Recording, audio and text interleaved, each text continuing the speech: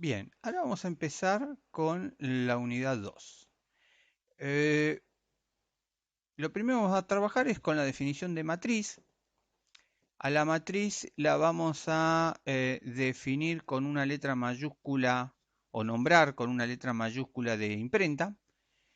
Y fíjense que una matriz no es nada más ni nada menos que una matriz de doble entrada, donde vamos a tener un cierto número de columnas y un cierto número de filas. Los elementos los vamos a identificar con letra minúscula. Y fíjese que cada elemento tiene un subíndice con dos numeritos, ¿está? El primer numerito identifica la fila. Fíjese que toda la primera fila, el numerito arranca en 1. Toda la segunda fila, el numerito arranca en 2. Y el segundo numerito identifica la columna. La primera columna tiene todos unos al final, la segunda columna tiene todos dos al final. Entonces, un elemento con letra minúscula va a tener que el primer subíndice identifica la fila y el segundo subíndice identifica la columna. En esta matriz lo que tenemos, fíjense que vamos de 1 a m filas, o sea que es una matriz de m filas y va de 1 a n columnas, es decir, que tiene n columnas. De esta forma vamos a poder identificar un elemento particular de la matriz, diciendo, por ejemplo, el elemento 3, 4, que es el 3, ¿a qué hace diferencia? A la fila. Y el 4 a la columna. Es decir, que A3, 4 es el elemento que está en la tercera fila, cuarta columna. En forma genérica podemos hacer referencia a todos los elementos con la nomenclatura A y J, donde IJ va a estar haciendo referencia a una fila y una columna genérica. ¿Estamos de acuerdo? Bien. ¿Se acuerdan cuando nosotros trabajamos con vectores? Por ejemplo, el vector 1, 2, 3, decíamos que pertenecía a los reales cubo. ¿Por qué? Porque eran tres reales. O sea, el número 1 pertenece a los reales, porque es un número real. El vector 1, 2, el vector 1, 2 pertenece a reales cuadrados. ¿Por qué? Porque son dos números reales. En el caso de vectores en 3D decíamos que pertenecía a R cubo. Bueno, cuando hablemos de matrices, vamos a decir que pertenecen a los reales de m por n, donde m es el número de filas y n es el número de columnas. ¿Está? Así, por ejemplo, si yo tengo la matriz 1, 2, 3, 4, 5, 6, esta matriz va a pertenecer a los reales. Tengo tres filas. Primero van las filas, que es un 3 por. Tengo dos columnas, 3 por 2. ¿Está? ¿Por qué? 3 por 2, que son 6 reales. Tengo 6 reales. Lo que pasa es que también estoy haciendo referencia a cuántas filas y a cuántas columnas tengo en esa matriz. ¿Está? Bueno, acá aparece otro ejemplo. Matriz columna o matriz fila. Es otra forma de ver un vector. O sea, ¿se acuerdan que nosotros a un vector, como le dijimos recién, yo podría decir que tengo el vector b, que es igual, como pusimos recién, al 1, 2, 3. ¿Estamos de acuerdo? Y el 1, 2, 3, como decíamos, pertenecía a reales 3. Pero este 1, 2, 3, yo también podría, en vez de trabajarlo como vector, trabajarlo como matriz y decir que es la matriz 1, 2, 3, que tiene una fila, tres columnas, por lo tanto pertenece a los reales de 1 por 3. ¿Está? Y sería una forma de diferenciar cuando hablamos de un vector, cuando hablamos de una matriz, porque las dos las estamos escribiendo de la misma forma. ¿Se entiende? Bueno, lo mismo con columnas. Yo puedo expresar al vector en forma de columna. Eso igual mucho más adelante, en otras unidades, lo vamos a retomar. Matriz nula. Acá habla de la matriz nula que se simboliza con el 0 o también con la n. Yo prefiero usar la n. Hablar de matriz nula con el 0 creo que trae confusión. Después más adelante lo vamos a ver un poquito mejor. Básicamente es una matriz que tiene todos ceros. Eh, por ejemplo, sería la matriz 0, 0, 0, 0. Esta sería la matriz nula perteneciente a reales de 2 por 2. ¿Estamos de acuerdo? ¿Cuándo dos matrices son iguales? Bueno, cuando cada uno de sus elementos son iguales, el elemento correspondiente. Entonces, una matriz A y una matriz B pertenecientes, por supuesto que para que sean iguales tienen que pertenecer al mismo conjunto, ¿verdad? Entonces, las dos tienen que tener m filas y n columnas. Las dos matrices van a ser iguales siempre y cuando cada uno de los elementos A y J son iguales a los elementos B y J, ¿tá? O sea, eh, vamos a buscar esta matriz que está acá. La matriz B, si yo quiero que la matriz B sea igual a la matriz A, ¿cuánto tiene que ser el primer elemento? Un 3. El segundo elemento, un 2. El tercer elemento, un 0. eh, un menos 2, un 4 y un 1. ¿Tá? Creo que es algo obvio cuando dos matrices son iguales. Bien. Suma de matrices. ¿Cuándo sumamos dos matrices? Sí, ¿cuándo? Cuando las dos pertenecen al mismo conjunto. Las dos, para poder sumar dos matrices, las dos tienen que tener la misma cantidad de filas y la misma cantidad de columnas. Y básicamente lo que hacemos es al elemento correspondiente a la misma posición, se le suma el elemento de la segunda matriz y así se obtiene el elemento en la tercera matriz, ¿está? Y así, por ejemplo, el menos 2 se lo sumamos al 3 para obtener el 1. ¿Estamos de acuerdo? O sea, sumamos cada elemento correspondiente. Cuando estamos en la fila 3 y la columna 4, le tenemos que sumar el elemento de la fila 3, columna 4. ¿Está? Por eso tienen que tener la misma cantidad de filas y columnas. Producto por un escalar casi que se desprende del concepto de sumar, porque multiplicar por k es lo mismo que sumar k veces la matriz A. ¿Tá? Es básicamente hacer una distributiva. La matriz 3 por A va a ser al 3 multiplicar al 0 me queda el 0, el menos 1 por el 3 me queda el menos 3, el 1 por el 3 me queda el 3, el menos 2 por el 3 me queda el menos 6, bueno, y así con todos los elementos. Básicamente es hacer una distributiva. El caso especial de menos A es lo mismo que tener menos 1 por A, por lo tanto, lo único que hacemos es cambiarle el signo a todos los elementos de la matriz. De ahí se desprende que la resta de dos matrices es lo mismo que sumarle la matriz opuesta. ¿Tá? Creo que no tiene mayor complejidad. Bueno, acá tienen un par de ejemplos para que los miren. Si tienen alguna duda, me lo consultan como siempre. Pueden consultarlo, se acuerdan, por los grupos de Telegram que armé para cada uno de los cursos, o pueden preguntar por el foro correspondiente a esta clase, ¿está? Como siempre, eso no hay problema. Bueno, vamos a ver propiedades de la suma de matrices y del producto por un escalar.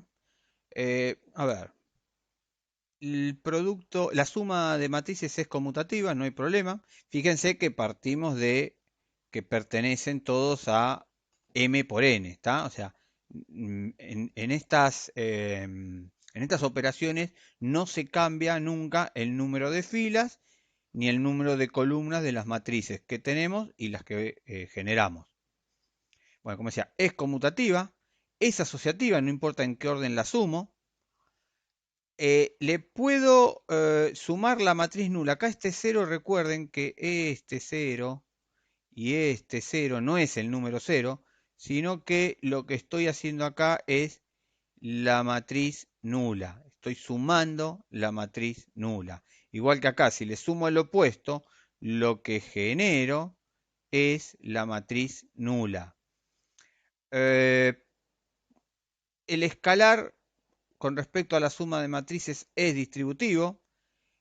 La suma, el producto de la matriz por la suma de escalares también es distributivo. Es asociativo el producto de dos escalares, o sea, yo tengo el producto de escalares por una matriz, puedo uno de los escalares meterlo dentro de la matriz, hacer la distributiva y después a eso agregarle el segundo escalar o puedo hacer el producto de escalares y luego hacer el producto con la matriz. Y si multiplico por el número 1 obtengo la misma matriz, ¿tá? Creo que ahí no hay nada complicado. Producto entre matrices.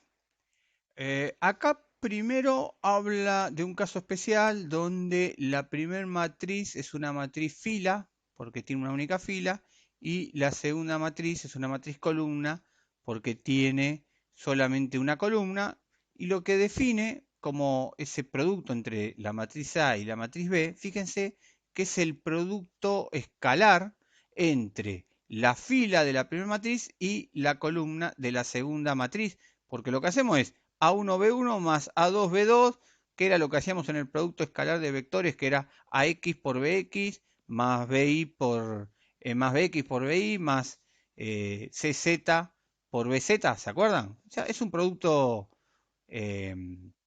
escalar. Esto ya destaca una importancia. Yo para poder armar un producto escalar acá, yo no podía hacer un producto escalar entre un vector de R2 y un vector de R3. Tenían que ser los dos vectores de R3, ¿se acuerdan? Bueno,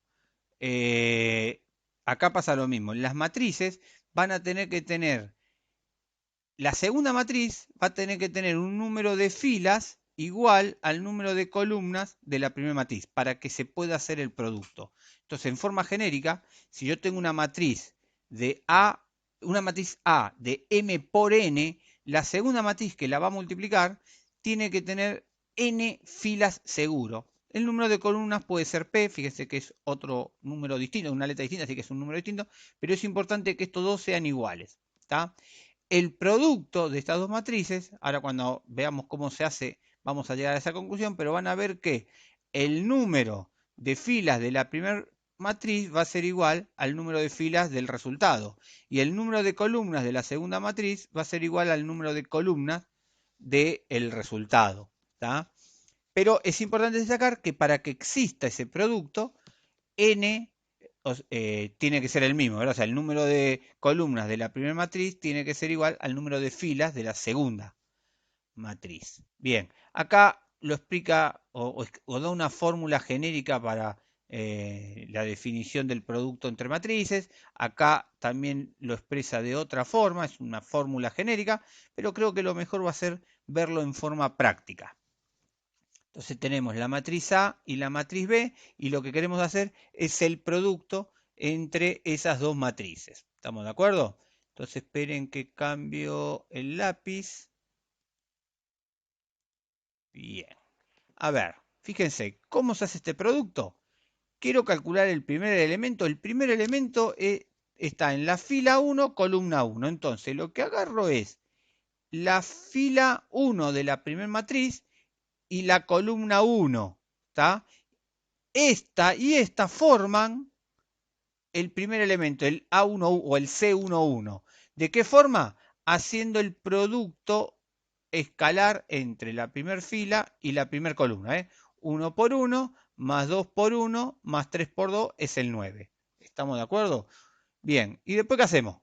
Después lo que hacemos es primer fila, segunda columna, para obtener el elemento que está en la primera fila, segunda columna. ¿Con qué cuenta? Producto escalar entre la primera fila y la segunda columna. Cuando eso ya lo tenemos, ¿qué es lo que hacemos? Primer fila con la tercera columna para obtener el elemento de la primera fila, tercera columna. ¿Con qué? Con el producto escalar. Y recién ahí lo que hacemos es regresar a la columna de B, pero empezar con la segunda fila, porque se nos acabaron las columnas de la segunda matriz. Entonces, fíjense en una cosa, ¿de qué dependen las columnas del resultado? Del número de columnas de la segunda matriz. ¿Y de qué depende el número de filas del resultado? Del número de filas de la primera matriz. Por eso lo que habíamos dicho, que en el resultado final teníamos que el número de filas coincidía con el de la primera matriz y el número de columnas con el de la segunda matriz. ¿Tá? Pero bueno, básicamente lo que hay que hacer es ese producto de filas y columnas para ir armando el resultado de la matriz. ¿Tá? Entonces, por ejemplo, el último elemento que va a ser la segunda fila por la tercer columna, producto escalar, ¿tá? El 4 por el 2, el 1 por el 0 por el 3, se van sumando y obtenemos el 8, que es el resultado final. Bien, acá fíjense algo importante también de esta conclusión. El producto escalar no es conmutativo, ¿tá? Ustedes no pueden, no es lo mismo hacer A por B que B por A, ¿tá?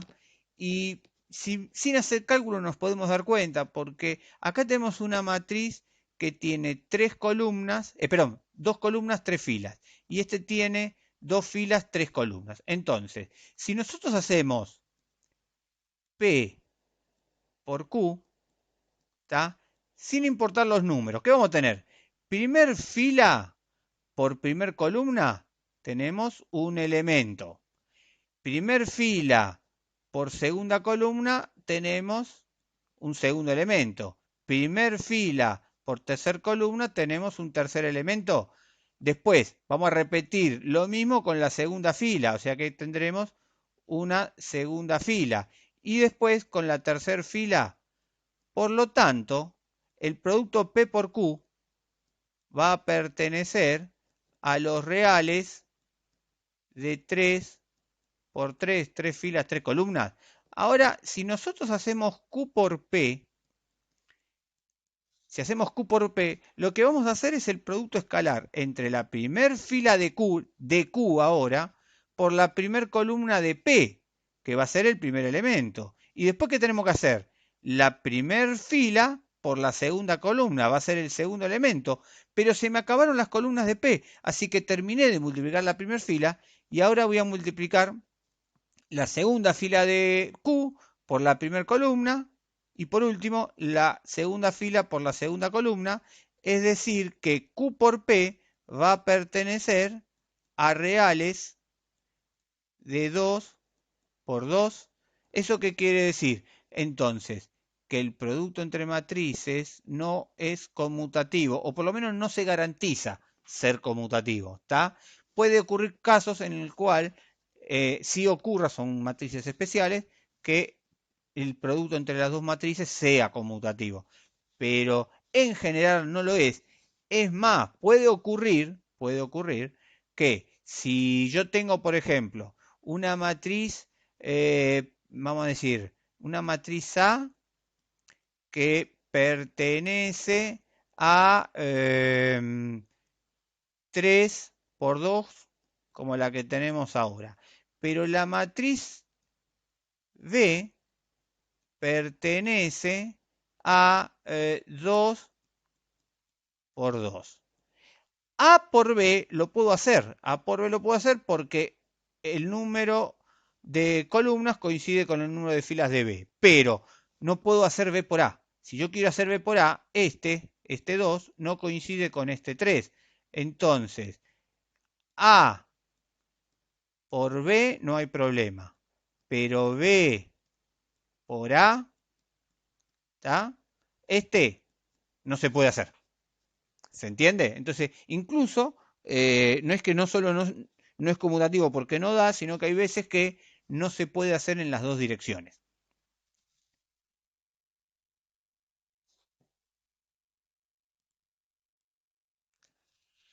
Ahora vamos a ver algunas propiedades del producto entre matrices. Primera propiedad es conmutativa, o sea, no importa si hago primero A por B y a eso lo multiplico por C, o si hago B por C primero y después por A. Pero cuidado, porque es el error típico. Si hacen esto, no es o sea, no es B por C y al resultado lo multiplican por A. No, A lo multiplican por el resultado. Importa el orden porque recuerden que no es conmutativo. ¿Estamos de acuerdo? Eh, es distributiva, pero hay que tener cuidado. Si la matriz que se hace distributiva con respecto a la suma de matrices está al final, cuando hago la distributiva sigue estando al final. Si la matriz que hago distributiva está adelante, sigue estando adelante. ¿Estamos de acuerdo? Bien. Con respecto al escalar, yo puedo el escalar multiplicar a la matriz y después hacer todo este producto, o hacer el producto matricial y después multiplicar por la constante k, o incluso cambiar la constante k de lugar. ¿Tá? O sea, el escalar, k pertenece a los reales, sí puede cambiar y estar al principio o al final. Lo que no puedo cambiar de lugar son las matrices. Bien, y acá este 0, recuerden que no es un 0, sino que es la matriz nula. Acá es la matriz nula, acá es la matriz nula y acá es la matriz nula. A mí no me gusta, ya les dije antes, trabajar con el 0, prefiero usar la n. Y ahora que vimos el producto matricial, puede tener un mayor sentido esto que yo les digo. Imagínense que yo tengo, por ejemplo, vamos a decir la matriz 1, 2, 3, 4, 5, 6. Y esta matriz tengo que multiplicar por una matriz que, como esto tiene dos columnas, esto tiene que tener dos filas. Entonces vamos a decir que es la matriz 0, 0, 0, 0, vamos a agregar, eh, vamos a agregar otro 0. Bien.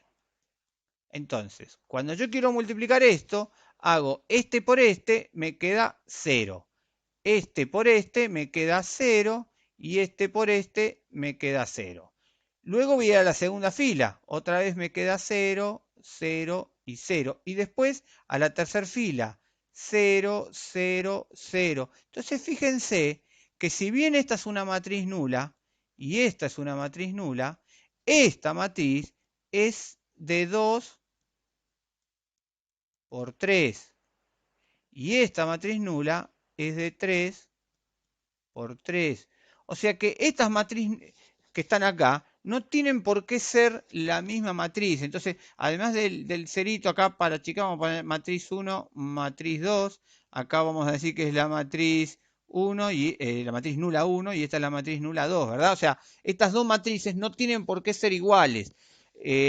Por eso es importante cuando hablamos de matriz nula destacar de qué tamaño es, porque la matriz nula hay que ver, sabemos que tiene todos ceros, pero ¿cuántas filas tiene? ¿Cuántas columnas tiene? ¿Está? Bien. Acá hay un ejercicio para que resuelvan, como siempre, si tienen alguna duda me consultan. Otro ejercicio para que resuelva, bueno. Acá habla de un software matemático WX Máxima bastante potente, bastante útil para trabajar con matrices. Si tenemos tiempo vamos a usar un poco de software, pero yo, si llegamos a usar software, voy a usar otro, que es el Octave, que se usa más en ingeniería. ¿Tá? Este software, hay uno más conocido que es el MATLAB, lo que pasa que el MATLAB hay que pagarlo y el Octave es gratuito, por eso utilizo el Octave, que se utiliza tanto el MATLAB como el Octave bastante en ingeniería. Entonces, pero el que quiere descargar también el WX Máxima lo puede hacer, pero seguro que depende de cada una de las carreras, pero el Octave se utiliza y bastante en ingeniería. ¿Está?